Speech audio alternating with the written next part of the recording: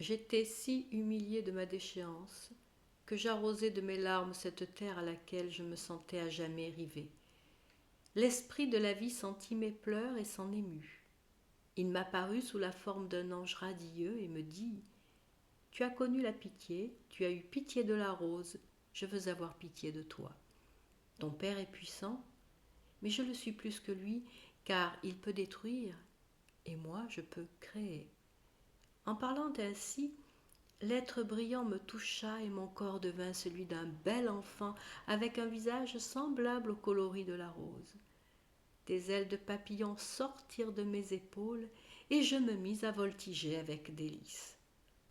Reste avec les fleurs sous le frais abri des forêts, me dit la fée. À présent, ces dômes de verdure te cacheront et te protégeront. Plus tard, quand j'aurai vaincu la rage des éléments, tu pourras parcourir la terre où tu seras béni par les hommes et chanté par les poètes. Quant à toi, rose charmante, qui la première a su désarmer la fureur par la beauté, sois le signe de la future réconciliation des forces aujourd'hui ennemies de la nature. Tu seras aussi l'enseignement des races futures, car ces races civilisées voudront faire servir toutes choses à leurs besoins, mais dont les plus précieux, la grâce, la douceur et la beauté, risqueront de leur sembler d'une moindre valeur que la richesse et la force. Apprends-leur, aimable Rose, que la plus grande et la plus légitime puissance est celle qui charme et réconcilie. Je te donne ici un titre que les siècles futurs n'oseront pas t'ôter. Je te proclame reine des fleurs.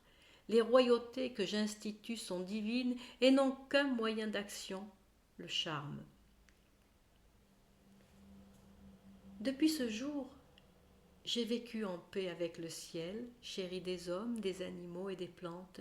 Ma libre et divine origine me laisse le choix de résider où il me plaît, mais je suis trop l'ami de la terre et le serviteur de la vie à laquelle mon souffle bienfaisant contribue pour quitter cette terre chérie où mon premier et éternel amour me retient.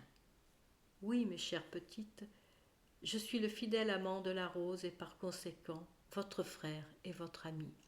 En ce cas, s'écrièrent toutes les petites roses de l'églantier, donne-nous le bal et réjouissons-nous en chantant les louanges de Madame la Reine, la rose à 100 feuilles de l'Orient. Le zéphyr agita ses jolies ailes, et ce fut au-dessus de ma tête une danse effrénée, accompagnée de frôlements de branches et de claquements de feuilles en guise de timbales et de castagnettes. Il arriva bien à quelques petites folles de déchirer leurs robes de bal et de semer leurs pétales dans mes cheveux, mais elles n'y firent pas attention et dansèrent de plus belle en chantant.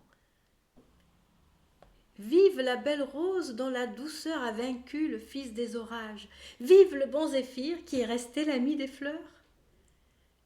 Quand je racontai à mon précepteur ce que j'avais entendu, il déclara que j'étais malade et qu'il fallait m'administrer un purgatif. Mais ma grand-mère m'en préserva en lui disant « Je vous plains si vous n'avez jamais entendu ce que disent les roses. Quant à moi, je regrette le temps où je l'entendais. C'est une faculté de l'enfance. Prenez garde de confondre les facultés avec les maladies. »